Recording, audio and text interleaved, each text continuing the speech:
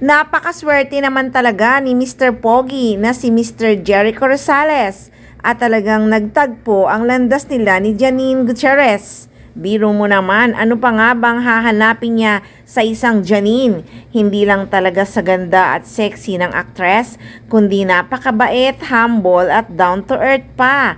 At marrying type talaga ang aktres. Kaya talagang sobrang swerte ang aktor. At lalo talagang humanga ang mga fans kay Janine Gutierrez. Itong pagrampa niya sa fashion show ng Ben's Body of Work. Walang maitapon, harap at likod, kaganda. Worth it ang pagod ni Janine sa paghahanda sa fashion show na ito. At sa wakas nga ay naging successful ang fashion show na ito na pinag-usapan ang pagrampa ng aktres.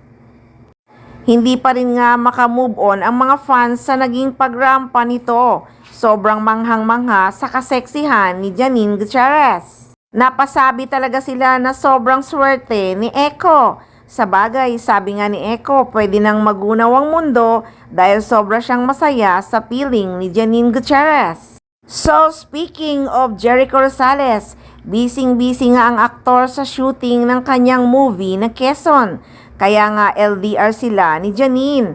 At alam nyo ba guys, nang libre si Echo ng turon sa mga staff niya. Hehehe. Speaking of turon, favorite 10 banana Q!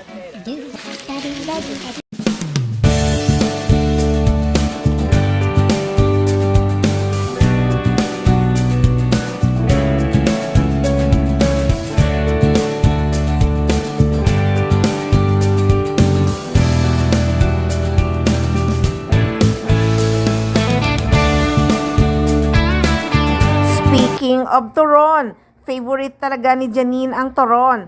May naalala tuloy ako sa turon na yan. Sa sobrang favorite ni Janine, nagtago pa sa ilalim ng mesa para kumain ng turon nung ginagawa nila ang seryeng Marry Me, Marry You.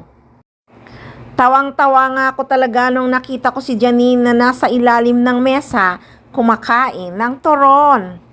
So yan muna ang updates ng Econin guys. Marami pa tayong aabangan dahil si Janine katatapos lang ng fashion show ng Ben's Body of Work at si Echo ay busy sa pagsushoot ng kanyang movie na Quezon.